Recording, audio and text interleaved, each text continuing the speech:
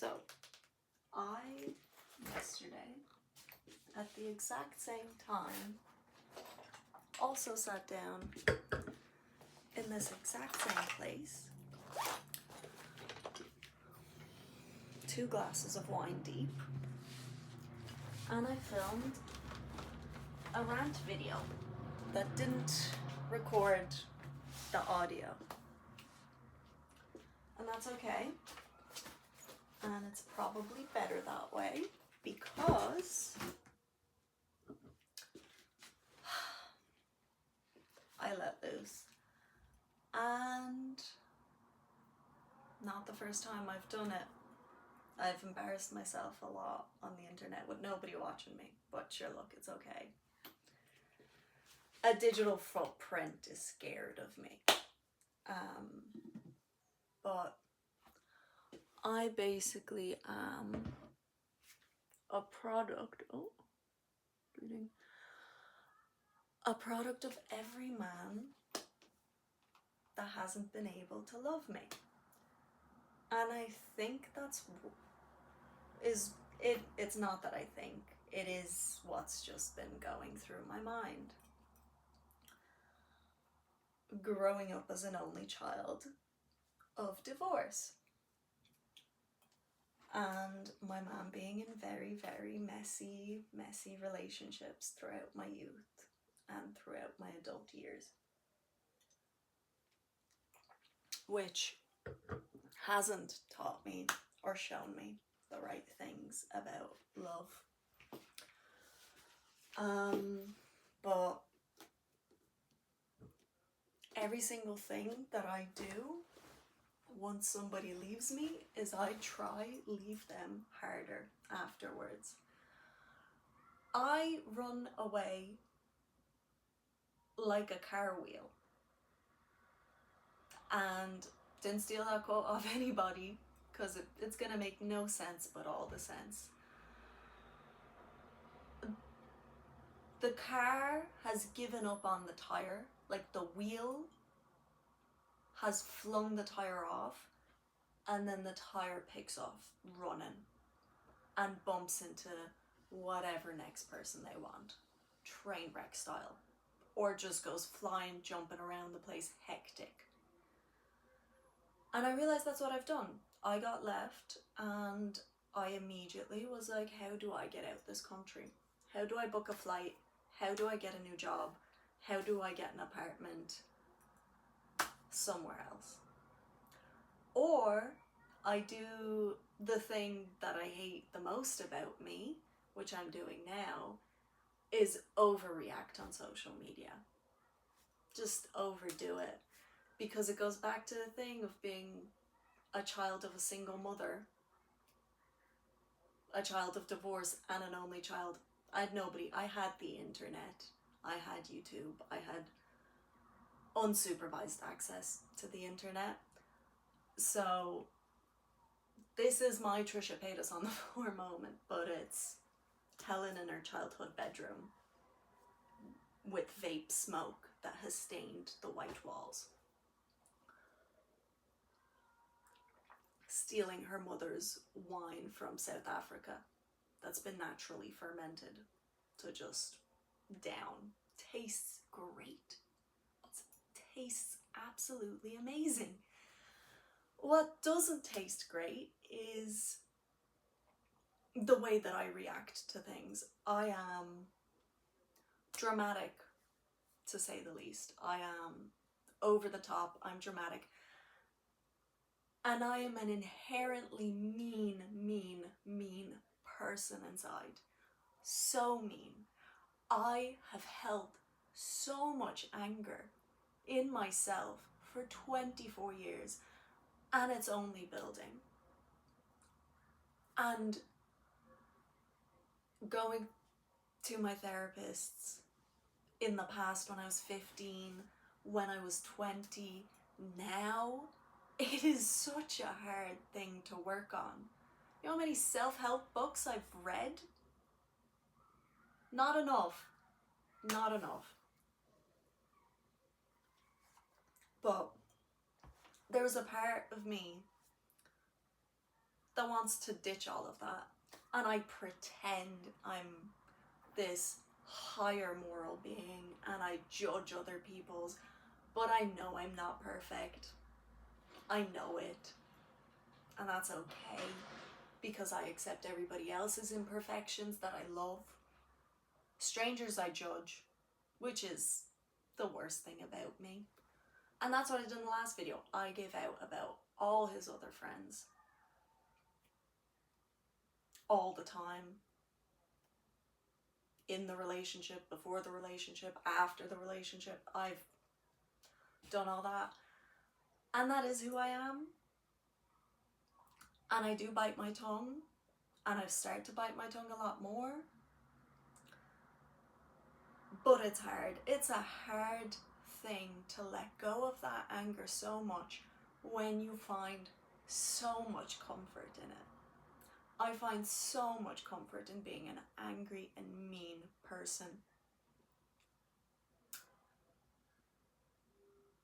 It is so hard. And I watch these TikTok videos that are like, oh, if I'm so hard to be around, how do you think I feel like I have to be in my mind all the time? I have to do that. And yeah, but like you've made that mind. You've done that to yourself. And it is very hard knowing that your mental health, since the age of 4, like since you could fucking remember, has always been bad. You have always been an angry person. And my mom has said since I was 10, my walls are so high up. I never hugged her. I don't hug her. So for me to be in love is hard because I don't know how to react to it, and I do everything I can, and I do too much, and I push away. Cool. That's not good for anybody. Nobody, not me, nobody. And you know what? It's not good for me. It's so much worse for the people that I love. And I don't love a lot of people. So like, bitch, fucking, you got given so little people. You've, like, the people that have loved you have put so much effort in, and you're still a fucking bitch? Cool.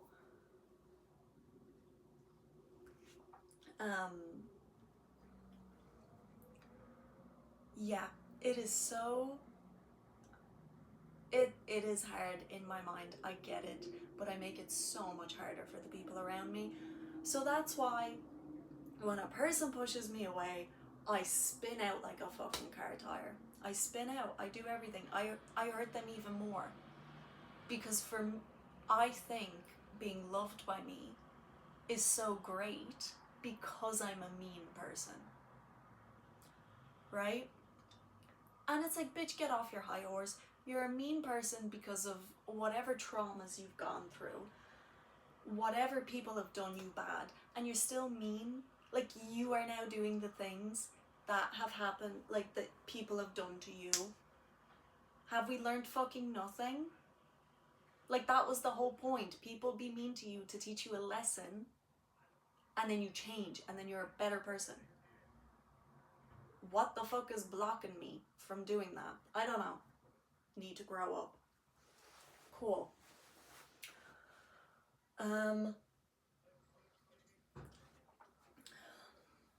So yeah, I did in the last video go off on his mates and stuff, and thank God the audio didn't record.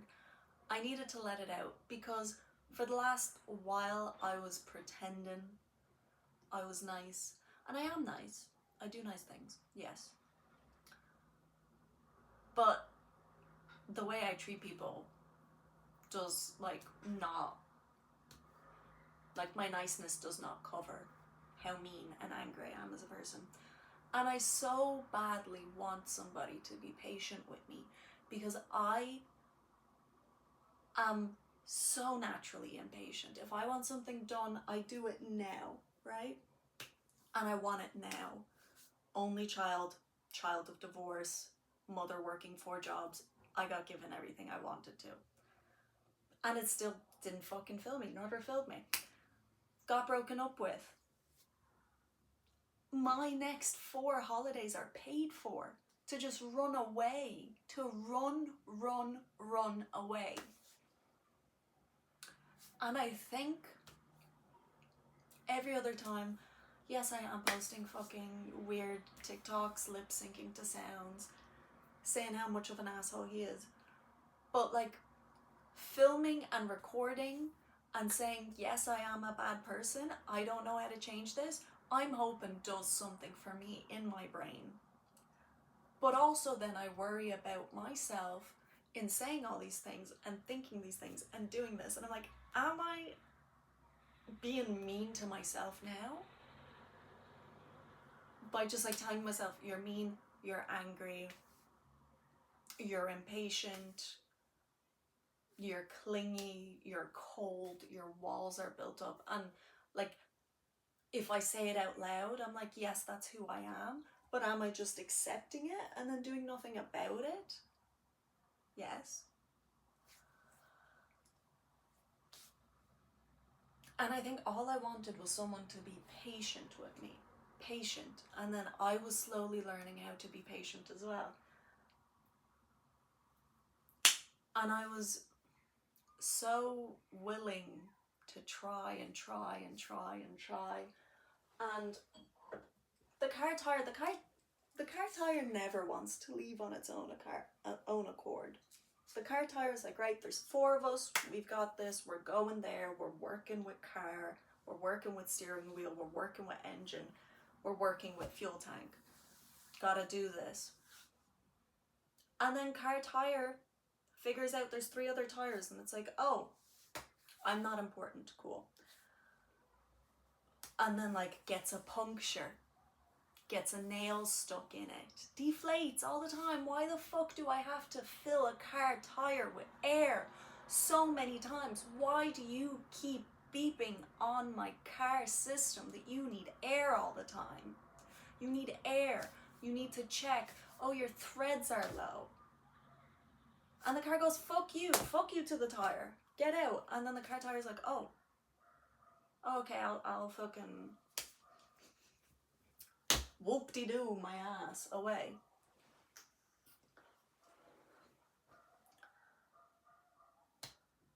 And yeah, I just feel like a worn down, beat down 2008 tire. I'd say an Audi, but no, bitch, they're German.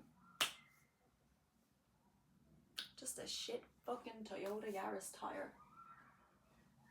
And you know, the thing about a car, it always has a spare tire. A spare tire, a spare wheel, a car always has that. So the car will be fine.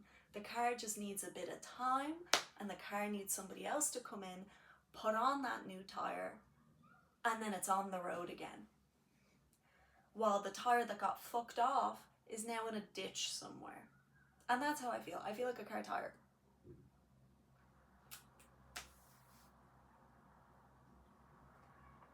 And I've been writing, I've been posting, I've been painting, I've been walking, I've been swimming. The car tire has had an adventure. And it's just like, where does it, like the car tire is never going to be used again. Unless it's for like a bonfire.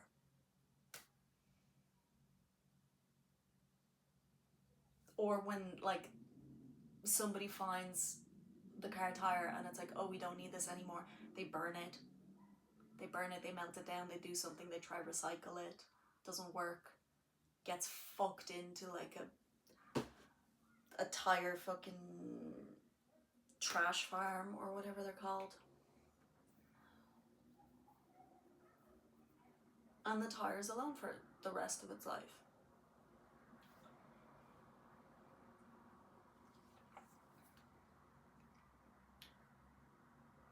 That, like, I don't know. And so many things went wrong in the relationship from my end, from their end. Ooh. Behind my knees are sweating and I just like pulled it out to like wipe the sweat off, but I just flashed my toes at you.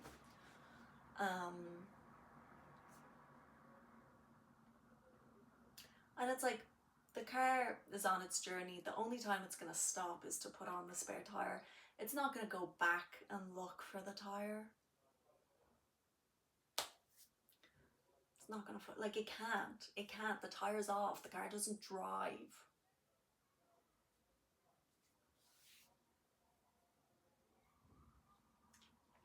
So what's the point, is what I'm trying to say. And you just sit and you think, and it's like, oh, maybe if I just filled up with air before the road trip, maybe if I saw the signs that my like tires were low and I filled up beforehand, road trip could have happened. Could have fucking happened. But now we're in this predicament. And here's another thing. I'm using this car tire analogy because I'm like trying so hard to remove myself. I'm distancing myself from it in my brain, which is a coping mechanism, I know, because yesterday I names, details, etc., etc., did the whole thing.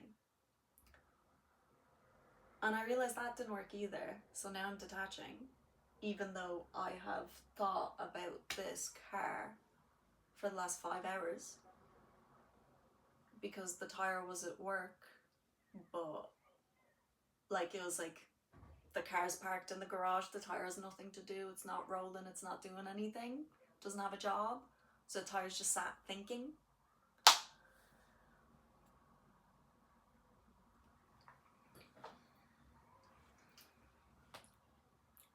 And I realize I'm a very weird and odd person and I don't get along with other ones. You know when you like get a new tire and the tire, like the one tire you get doesn't match the other 3 tires? That's how I feel in life, just in general. This is before the tire flew off the car. This is like the new tire that came in to replace the old tire. And I yearned to be loved and understood by people so much in my life, so much, that I chose the weakest people as well. The people-pleasing people that could give me something that I want, and that was selfish. That's selfish and awful. I know that. But at the time it was great for me to know that I can be loved patiently and kindly and softly, and that made me a kinder, softer person. And then there's just a time where it changes everything. And you try not notice the first time they say I love you more, even though for the last 3 years you ask them to never ever say I love you more, because whenever somebody says they love you more, it means they're leaving you. Because every single I love you in my head was I love you more to this person. But I knew I could never leave. It was never the tire's choice to leave. The tire just has to deal wherever it gets shut off at in life, on the journey, on the road.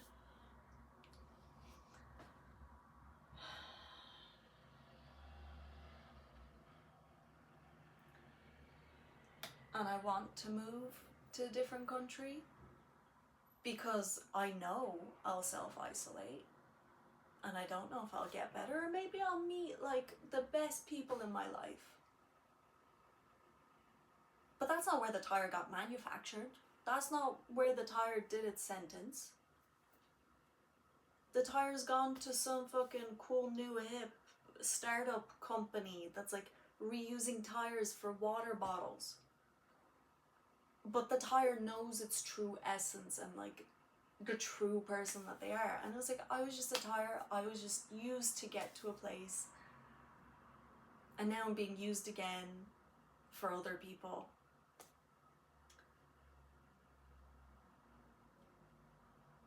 And like nobody notices the tires on the car because they're worried about the color or the engine size or how fast it goes. The tire's just there. They only notice the tire when it's low on air, deflated, not the same as the rest, in the good or the bad way at this point.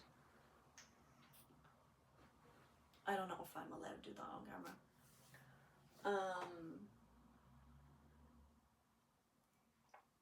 So the tire is tired. Tire is me.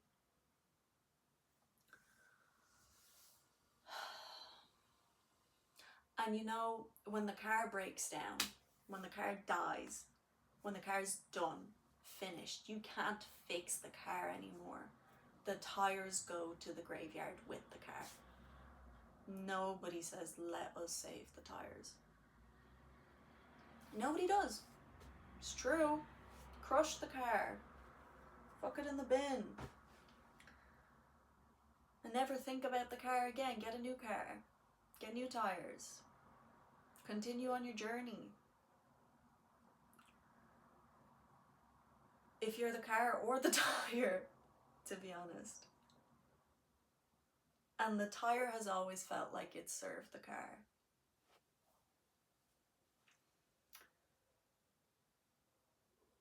And the tire always apologized for when it said it was low on air.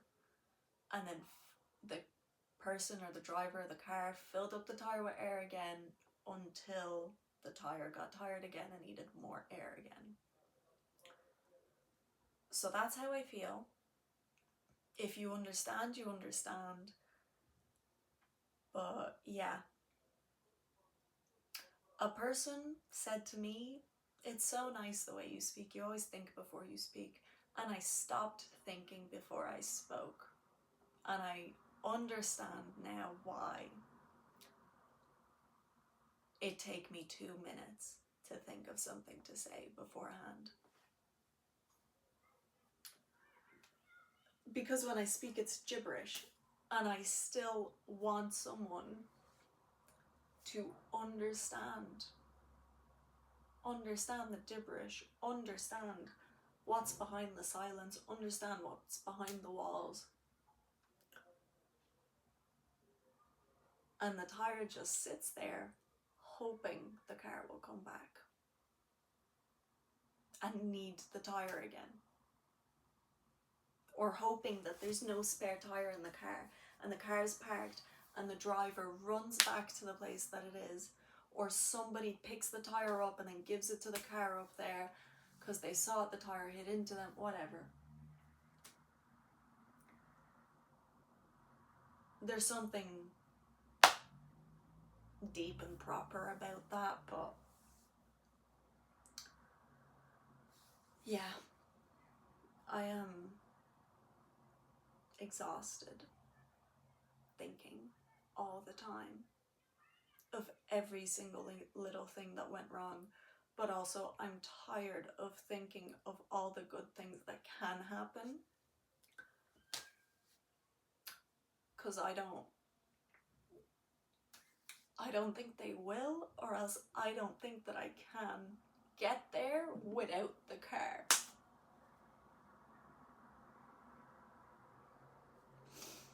I really hope the audio for this works, because the last time I was pretending to be vulnerable.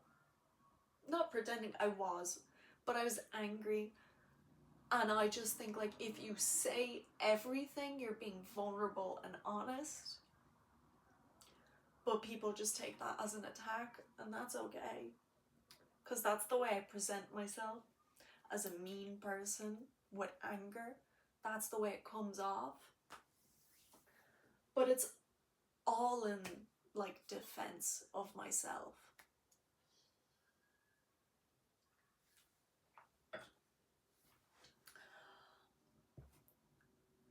And yeah,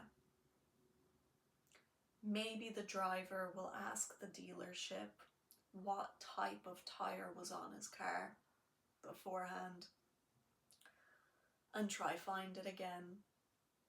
but the tire's been discontinued. It's a 2004 Toyota Yaris. It's not happening, pal. Yeah. There's a bit of truth and honesty. If you can read between the lines, it's great. But that's where I'm at right now.